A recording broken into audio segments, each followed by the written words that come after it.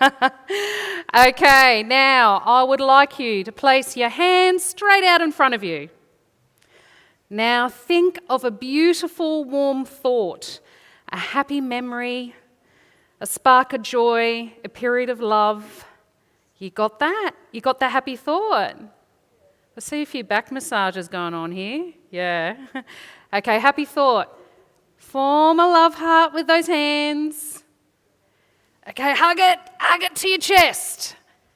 You feel that? You feel that beautiful, warm, happy thought in your chest there? You feel it oozing, hand out, left arm outstretched. And you feel that energy right down to your fingertips. Now, in your index finger, you've got that happy thought. Now, look around, choose someone completely randomly. Zap.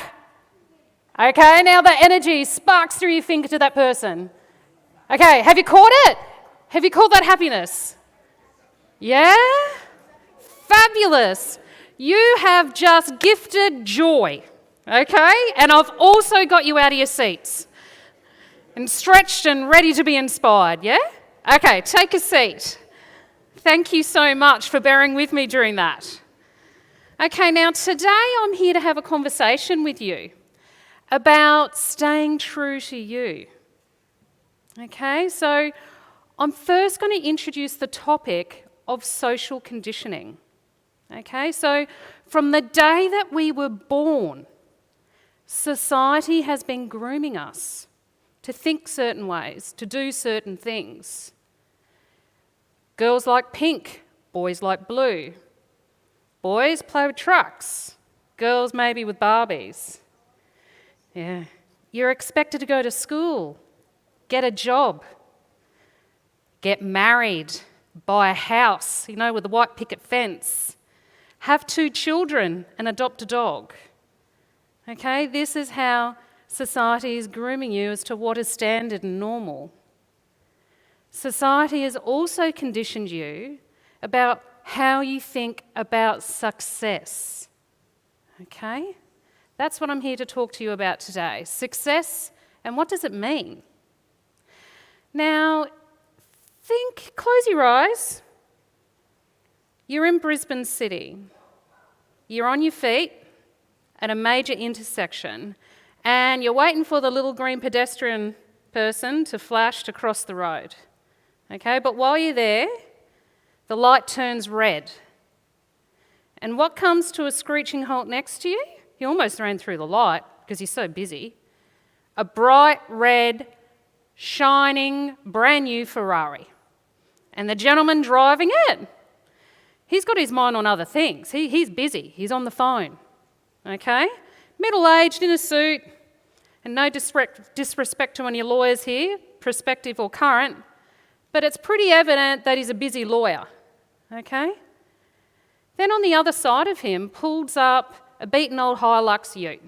Okay? The gentleman driving the ute is around 60 years of age. He's a council worker. You can see Brisbane City Council on his high-vis shirt. And he's got the window down because the aircon's bust, okay? But he's cranking tunes and he's loving life. But when you look at the broken-down Hilux and the shiny red Ferrari, who do you believe is more successful? You naturally think the red, shiny Ferrari. Correct? Of course. So we have been conditioned to believe that success is prestige, busyness, and wealth. And we have accepted that to be successful, we must work hard, eat, sleep, and repeat. Okay? Now, there's going to be a bit of a backstory today, and that's my personal story. You see, I went to school just like you. I was an okay student, C's, B's, A's. I was accepted to uni, and at uni I did well. It came naturally to me, believe it or not. I got straight HDs, I got ducks in my class. And that result launched me into a career in local government. Okay?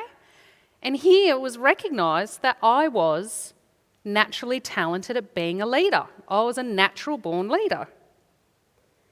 And I quickly climbed the ladder through to executive leadership. I was a high-achieving, goal-kicking leader. I was respected and valued. I'd also been identified as top talent, and I was being mentored for future growth. And I was ambitious. But I worked hard, and I worked hard and long. But I was seen as successful by my friends, my family, and my peers. And you know what? That felt good. The fact that others considered me successful made me feel good. But at the same time, on the family front, now I'm a mother to a beautiful daughter, 10 years of age. However, she lives with disability. So a few years back, she was diagnosed with autism, anxiety, ADHD, ADD, oppositional defiance disorder, fancy terms for she never does anything I ask her to, executive function disorder, which means time management. She thinks nothing of it, okay? She also has dual deficit dyslexia and a range of learning inabilities and disabilities.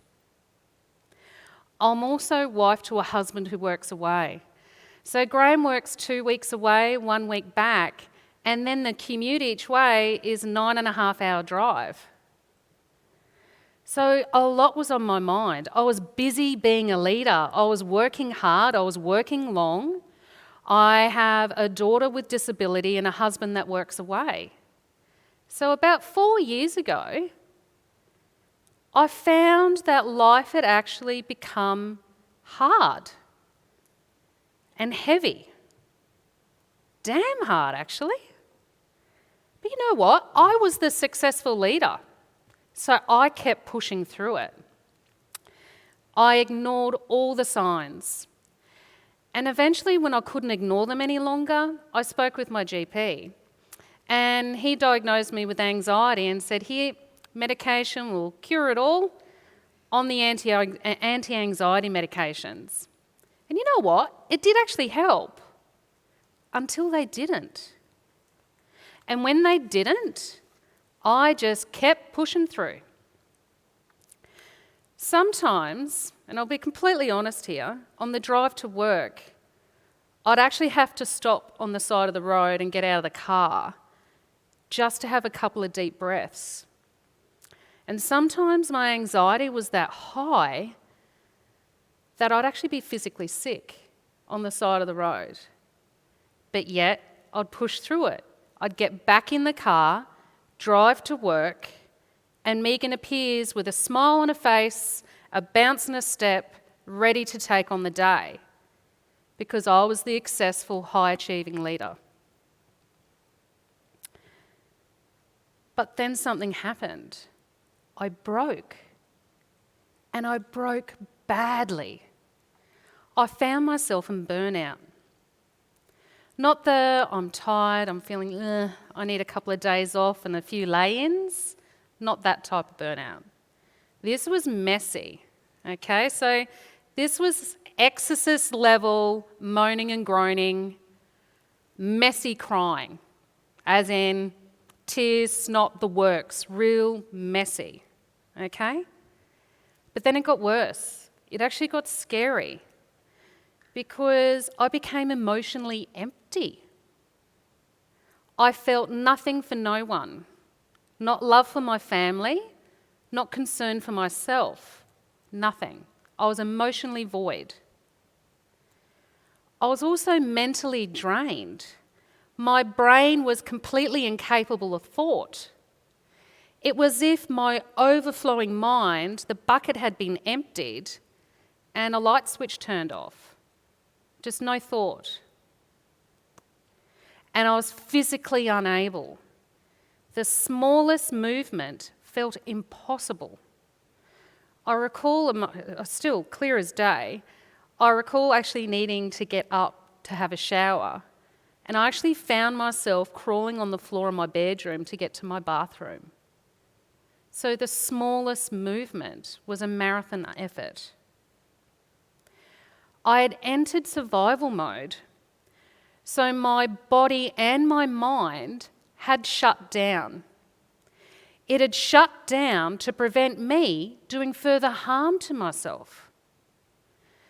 And in those few weeks, the start of my breakdown, my burnout, they were just a blur of GP visits, referrals to psychologists and psychologists, and numerous counselling sessions.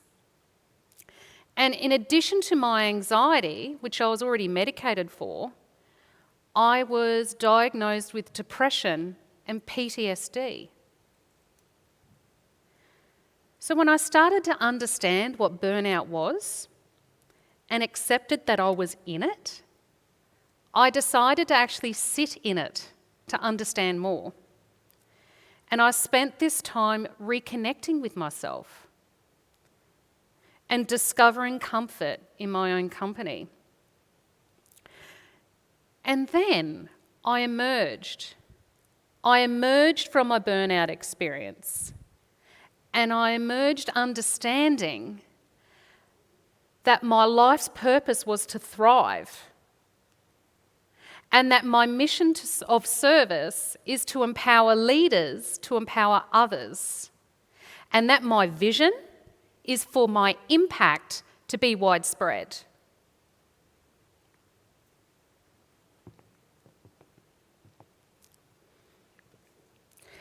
I emerged from my burnout experience with strength, courage, and grace. And this empowered me to leave my executive career, and I commenced my journey as a leadership coach, guest speaker, and facilitator. And now look at me. My work and life aligns with my true self. It aligns with me. It aligns with my mission, vision, and purpose. I stand before you happy and well. For the first time in 5 years, I'm actually medication-free.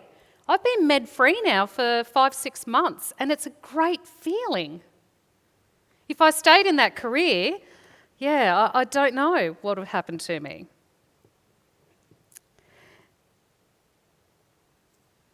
And my energy is at an all-time high. And if you meet me in person, I actually give you a warning, it's contagious. Okay, I can make you feel good. Now my life is light, bright, and easy. And I'm done with dull, heavy, and hard. I've kicked that to the curb. And I'm telling you, I'm challenging society's version of success because I strongly believe that this is what success looks like. Now, why have I shared my story with you today? First and most importantly, the need to reach out if work and life becomes dull, heavy, or hard for you. Do not make the mistake I did initially by trying to push through yourself. Reach out to someone else to help you. It is not a sign of weakness. If anything, it takes great strength. Do not do it alone. Secondly, hopefully, is to inspire you to do some soul searching and discover what your life's purpose, mission, and vision are. And if you have difficulty doing this, again, reach out for help with someone that you trust and respect. Perhaps a parent, teacher, guidance officer, counsellor. And also, number 3, you've got some big decisions coming. A number of you are in grade 11, okay? You're soon going to have to decide, are you going to undertake further study, enter a trade, Get yourself a job. I ask you, when you make these decisions, ensure that it aligns with your true self, your mission, your vision, and your purpose. And finally, I'm here to challenge society's view of success and proposing an alternative. And that being true to you is the real indicator of success. So, my question to you, do you choose heavy or hard, or light and bright? Thank you very much.